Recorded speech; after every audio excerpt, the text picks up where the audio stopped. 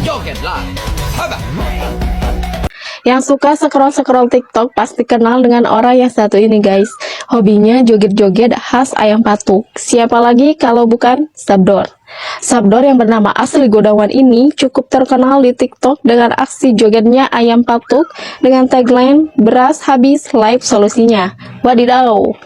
Berkat dari hobinya ini bahkan dia bisa membangun rumah mewah 2 lantai guys. Jadi Sabdor atau Gunawan ini dulunya merupakan seorang penjahit keliling.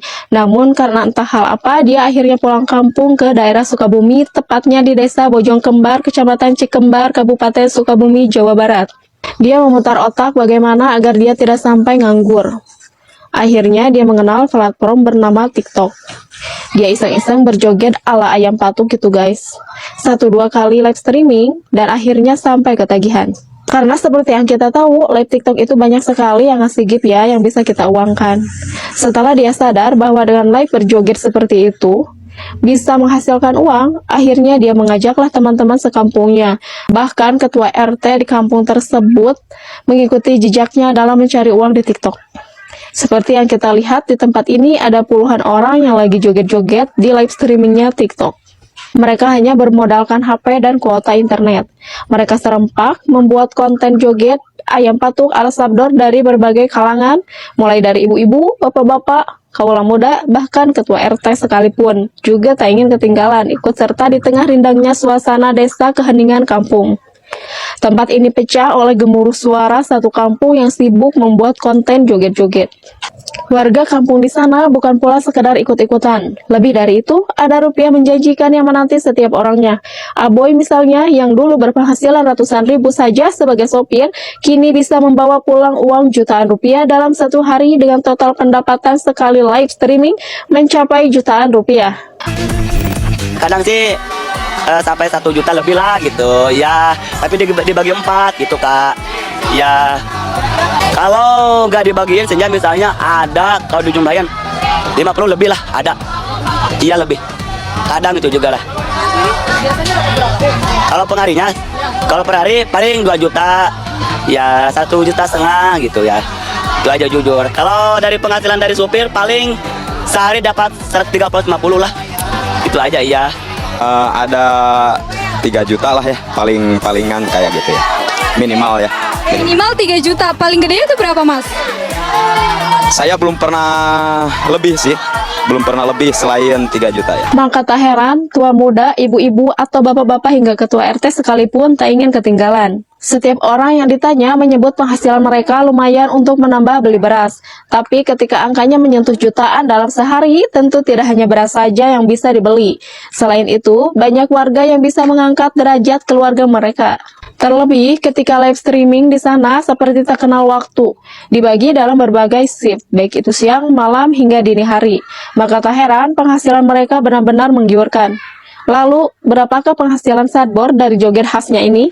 Untuk penghasilan Gunawan saat ini, ia tidak menyebutkannya secara rinci. Ia hanya mengatakan bahwa dirinya mengambil keuntungan 20% dari hadiah yang diperoleh. Sementara itu, 80% mainnya dibagikan untuk tim yang ikut serta dalam siaran langsung. Itu kalau penghasilan Sabdor kan sama tim-tim ya. Jadi Sabdor ambilnya 20% sebetulnya. Jadi ambil 20%, sisanya itu Sabdor bagikan gitu. Jadi bagikan kan ada 8 orang, ada 10 orang, ada 7 orang, tergantung mereka karyawan-karyawannya lah gitu ya. Cuman Sabdor ngambil 20%. Namun, berdasarkan video yang beredar di media sosial, diperkirakan penghasilan Gunawan dari TikTok mencapai puluhan juta rupiah per bulannya. Yang pasti penghasilan yang dikumpulkan Gunawan dari joget Sabdor membuat dirinya mampu merenovasi rumah menjadi 2 lantai. Bangunan tersebut nampak cukup mewah dan megah. Gunawan juga bisa melunasi utang yang dulunya digunakan untuk pengobatan ibunya yang sakit stroke. Namun baru-baru ini media dihebohkan oleh sosok Sabdor dan salah satu orang rekannya yang bernama AS alias Toyd, 39 tahun, karena diduga terlibat dalam promosi. Nama Sabdor yang sebelumnya dikenal luas karena konten kreatif dan penampilannya yang unik, kini menjadi sorotan negatif setelah aparat berhasil mengungkap keterlibatannya dalam aktivitas ilegal tersebut. Kasus ini mencuat ketika sejumlah video Sadboard diduga mempromosikan platform online yang merupakan pelanggaran serius di Indonesia.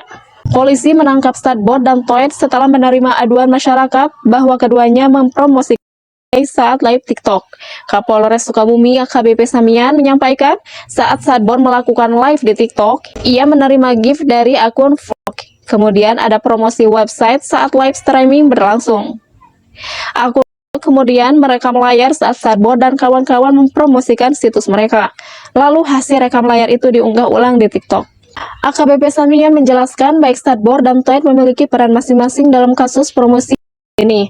Toed berperan mentransmisikan akses situs judi pada saat live streaming, kata Samian kepada awak media. Sedangkan Sadboard sebagai pemilik akun TikTok melakukan pembiaran adanya pemberian saweran dari situs ini. Ini menunjukkan bahwa promosi untuk para viewers streaming tersebut dilakukan dengan sadar dan sengaja. Atas perbuatannya tersebut, polisi menjerat Sadboard dan Toed dengan terancam hukuman penjara paling lama 10 tahun dan denda 10 miliar. Banyak netizen yang merasa kecewa, terutama para penggemarnya, yang tidak menyangka idola mereka terlibat dalam sesuatu yang melanggar hukum. Namun, Sadboard di akunnya menyatakan bahwa dia tidak bermaksud mempromosikan. Setiap orang yang nyawer atau yang memberikan gift juga sama teman-temannya, Sadboard pasti mengucapkan terima kasih atau memberikan challenge seperti guling-guling. Sadboard mau klarifikasi, itu tidak benar bahwa Sadboard dan tim-tim Sadboard dan karyawan-karyawan Sadboard dan tim-tim Sadboard tidak bekerja sama dengan judi. Ya, jadi teman-teman, jadi Sadboard mau klarifikasi ini ya, itu tidak benar. Dan banyak sekali yang masuk ke lipe-lipenya Sadboard dan kawan-kawan Sadboard dengan tidak terkontrolnya mereka masuk karena akun-akun mereka itu banyak banget ya, akun mereka itu banyak banget yang masuk ke lipe-lipe Sadboard dan karyawan-karyawan Sadboard dengan tidak terkontrolnya bahwa itu mereka adalah, dan Sadboard pun dan sama karyawan-karyawan Sadboard pun sudah berusaha menghilangkan atau memblokir akun-akun mereka, tapi mereka tetap saja masuk. Dan ada lagi yang bilang, weh ini Rungkat, itu tidak mengucapkan sama sekali, itu tidak benar ya. Jadi Sadboard dan karyawan-karyawan Sadboard dan tim-tim Sadboard mau klarifikasi bahwa yang mengatakan bahwa Sadboard bekerja sama dengan itu tidak benar. Jadi Sadboard ucapkan sekian terima kasih. Guys, promosi oleh influencer dan selebriti media telah menjadi tren berbahaya akhir-akhir ini dengan berbagai platform menggunakan popularitas mereka untuk menarik lebih banyak pengguna. Hal ini berdampak negatif pada generasi muda yang menjadi sasaran empuk iklan tersebut ini. Pihak berwenang pun tidak tinggal diam melakukan tindakan tegas terhadap para pelanggar yang memanfaatkan pengaruhnya di media sosial. Dan kini, kampung joget TikTok yang populer dengan goyangan ayam patuknya seakan lenyap, tidak ada tanda-tanda aktivitas warga. Padahal biasanya kampung ini cukup ramai dan bising karena sebagian warga membuat konten dengan cara berjoget secara live di sosial media. Menurut kepala desa setempat, kondisi kampung yang sepi dan sunyi ini telah berlangsung selama 4 hari, tepatnya sejak Sadboard ditangkap polisi. Maka sejak itulah kegiatan live sosial media di kampung ini berhenti total.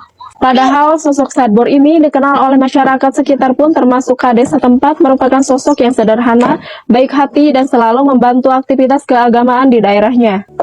Sepengetahuan saya ya Pak, Sadboard itu orang yang sangat sederhana. Bila mana ada penghasilan dari TikTok juga, beliau suka memberikan sebagian penghasilannya diberikan ke masyarakat yang tidak mampu. Seperti ada kegiatan Hari Besar Islam, selalu support dengan dana gitu Pak untuk kegiatan-kegiatannya. Dan kalau misalkan ada yang sakit, suka menyumbang juga dari penghasilan TikToknya tersebut. Kisah Sadboard ini menjadi pengingat keras bagi para influencer dan konten kreator bahwa ketenaran datang dengan tanggung jawab yang besar. Mereka diharapkan lebih bijak dalam memilih kerjasama dan berhati-hati dalam setiap konten yang mereka bagikan, agar tidak merugikan diri sendiri maupun pengikutnya.